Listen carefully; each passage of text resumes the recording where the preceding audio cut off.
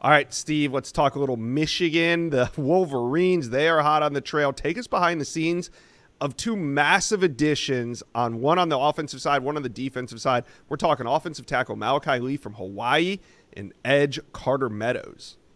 Well, for Malachi Lee, they were the first major program to recruit him out of Hawaii. They got him to campus 4 times, got him to a game, got him to camp, and it was that relationship, the trust, the longstanding relationship, in addition to the program pedigree, the culture, the importance of offensive line play with Sharon Moore, Grant Newsome leading the charge there.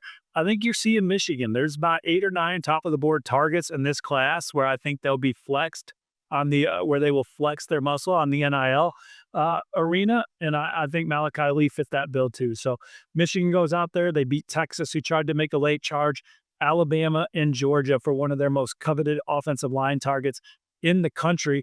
And then Carter Meadows took his official visits to South Carolina, Ohio State, and Penn State, another coveted target alongside Titan Davis, who committed last week.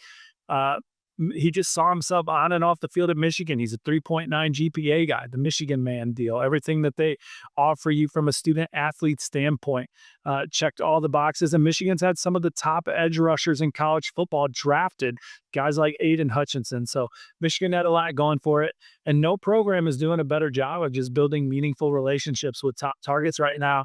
And for Michigan, it's really resonating on the trail as these guys go into decision mode. Yeah, so much action right now for Michigan fans to follow. But I want to talk about this. Does Michigan have a shot at a historic defensive line class already in the boat? You got Titan Davis, Carter Meadows, Tariq Boney, Mikhail Blade. But Steve, who else could they add? Well, I think that they're starting the trend for Julian Walker, talking to him after his visit to Michigan 2 weekends ago, and then talking to sources with knowledge of the recruitment. The 4-star pass rusher from South Carolina, I think, is trending towards the maize and blue. So look out for an on-3 RPM in the near future, or a Rivals prediction. I'm still learning all the language here as we integrate Rivals into our terrific platform. But I think Michigan's the one to beat for Julian Walker. And they're also the one to beat for Dorian Barney in the secondary. They just landed Andre Clark.